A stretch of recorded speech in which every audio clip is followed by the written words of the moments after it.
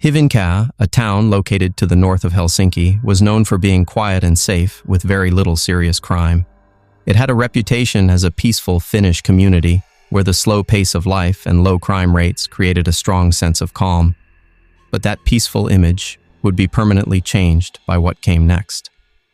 Beneath the surface, a different story had been unfolding among the local teenagers.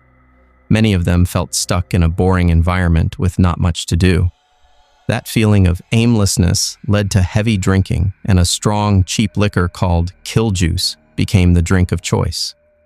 This youth culture, driven by boredom and alcohol, often resulted in small-scale crimes like theft, graffiti, and property damage. Everything changed on November 24, 1998, when a severed human leg was found at the town's landfill. The discovery shocked the town. Forensic teams quickly confirmed that the leg belonged to a man between the ages of 20 and 60. But because the landfill collected trash from a wide region serving around 1 million people, figuring out who the victim was and whether more of the body could be found was going to be a huge challenge. A major search operation began right away. Police officers and specially trained cadaver dogs began to carefully sift through the landfill by hand. The case was considered so unusual and serious that the Finnish military was brought in to protect the site and keep it secure from tampering. After about a week of this difficult search, investigators found a small piece of human stomach. DNA tests confirmed that it belonged to the same person as the leg. Further analysis showed that the victim was a man between 20 and 30 years old, who drank heavily and had been extremely drunk when he died. After 4 weeks, the physical search at the landfill was stopped. Investigators then worked to figure out who the man was. They created a profile. The victim was likely a young man, unemployed or low income, and probably receiving government welfare. Searching through welfare records, they found a 23-year-old man who had suddenly stopped picking up his benefits and had vanished. His name remains sealed by law, so let's refer to him as Antoni. He lived just 20 kilometers from the landfill, which gave the police a strong lead. They were confident they had identified the victim. With that lead, investigators looked into the final days and known connections of Antoni. They learned that he spent time with a small group of people who shared a specific lifestyle.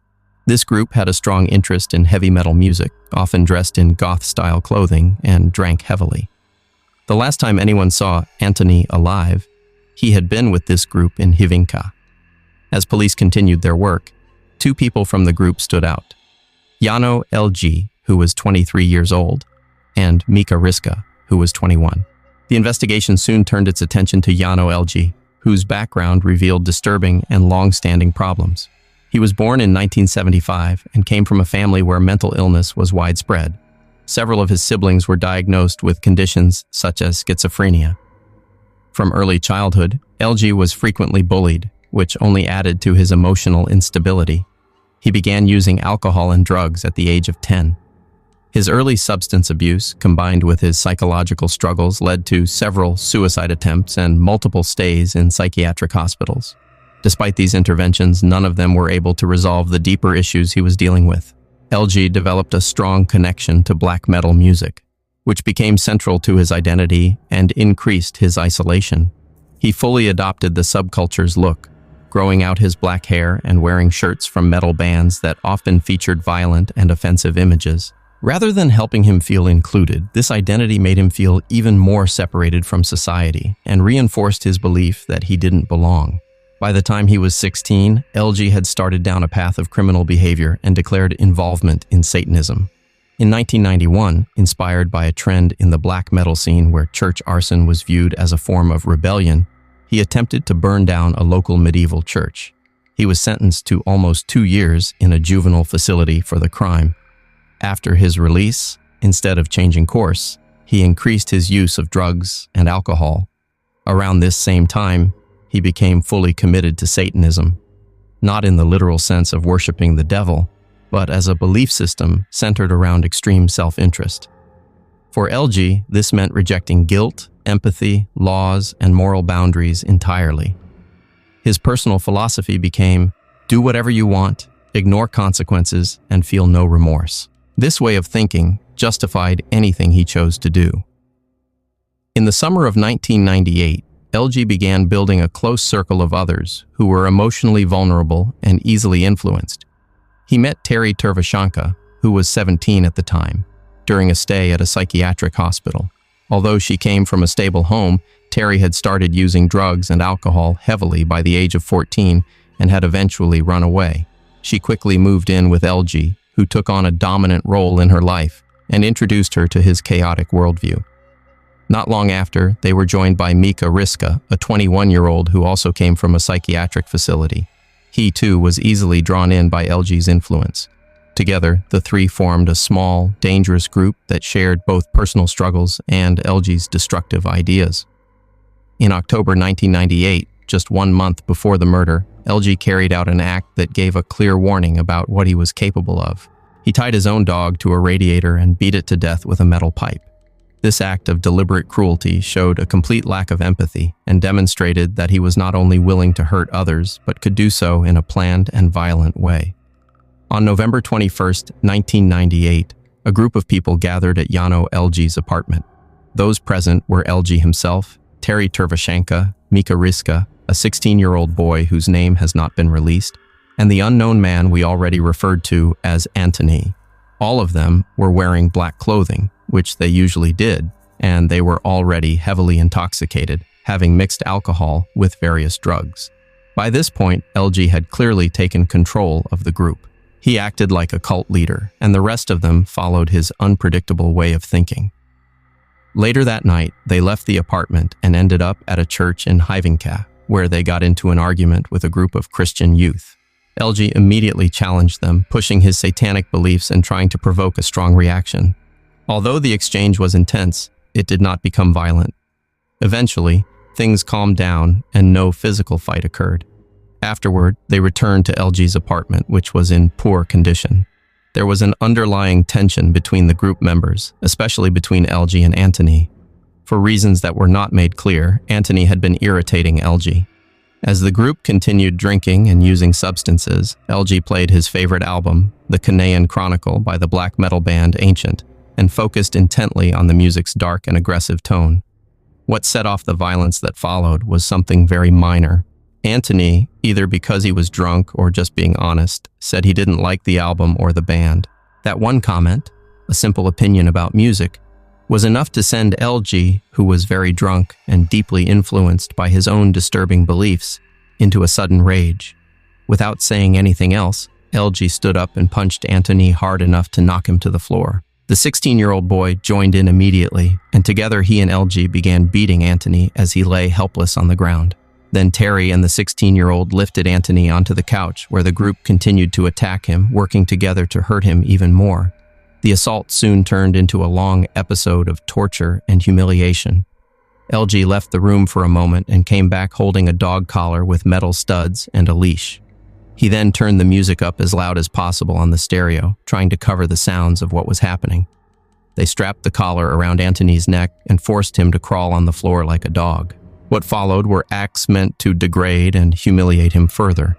Members of the group took turns urinating on him and burning him with a hot iron. Throughout it all, Antony begged them to spare his life. Rather than stopping, LG seemed to take pleasure in seeing his fear and suffering. The violence escalated again. LG grabbed a pair of scissors and began stabbing Antony in the head over and over. Even with these serious wounds, Antony managed to make a run for the door in a last attempt to get away, but he didn't get far. The group caught him quickly and dragged him back inside. After that, Terhi brought out a roll of duct tape, marking the beginning of the next stage of what would become even more violent abuse. The group went ahead with their plan and used duct tape to completely restrain Antony. They wrapped his legs and arms tightly, making sure he couldn't move at all. Then they covered his entire head with duct tape to keep him from screaming. In their drunk and chaotic state, they didn't understand what they were doing. By sealing off his nose and mouth, they stopped him from being able to breathe. Antony struggled for a while, but soon his movements stopped. He had suffocated and died.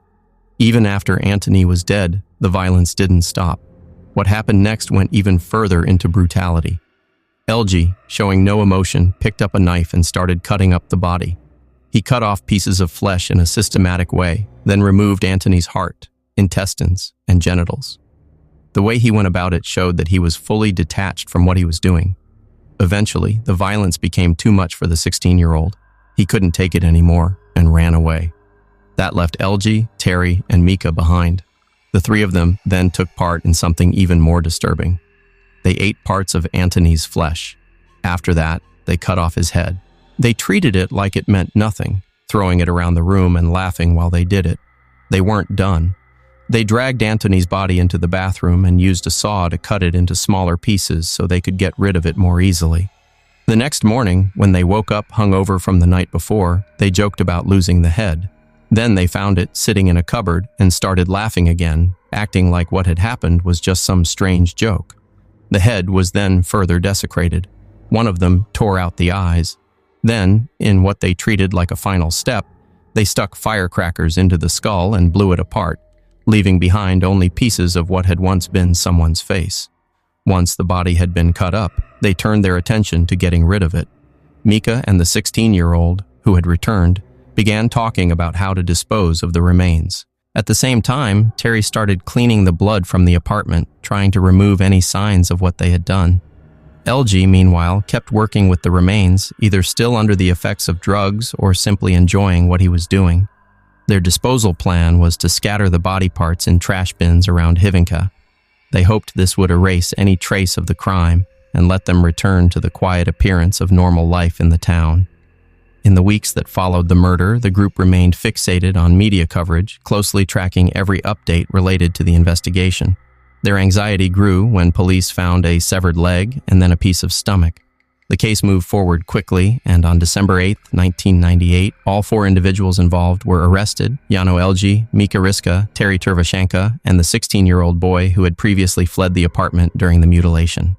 When investigators questioned Jarno Elg, and later during his court appearances, his behavior was calm and unemotional. He showed no regret and seemed to enjoy the attention. He acted as if normal standards of right and wrong didn't apply to him. In court, he often smiled and never expressed any remorse. He said openly that the killing matched his satanic beliefs. He claimed Antony had broken 3 specific rules about respect and how to treat guests. According to Elg, that justified the murder within his personal belief system. Because of how violent and ritualistic the crime was, and due to growing public concern about possible satanic influences, most of the trial took place behind closed doors. The most disturbing parts of what had happened were kept out of the public record. The final rulings varied depending on each person's level of involvement. Elg was convicted of murder, along with the separate killing and torture of his dog, and received a life sentence. At the time, this meant he would serve at least 12 years in Finland.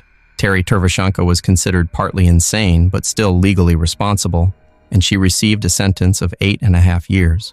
Mika Riska was convicted of assault, cannibalism, and helping dispose of the body.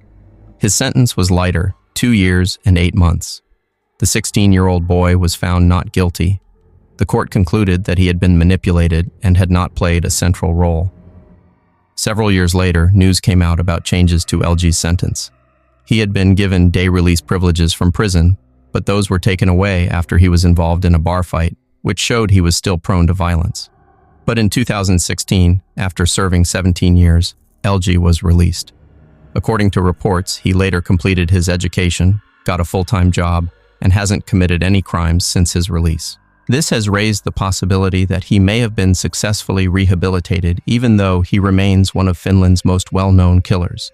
Terhi Tervashonka's later life was marked by more violence. She was released from prison in 2003 after serving just 4 years. She tried to make a new start by changing her name and moving away, but in 2007 she killed again. During a fight, she stabbed a man in the face multiple times with a billhook. After the killing, she called the police herself and confessed. This led to another sentence, 10 years. While serving time for that second murder, she married another inmate who had also committed a killing. In 2011, she escaped briefly but was caught. She was later found smuggling drugs into the prison for her husband. However, records show she has remained drug-free since 2013, was eventually released, and has not been linked to any further crimes.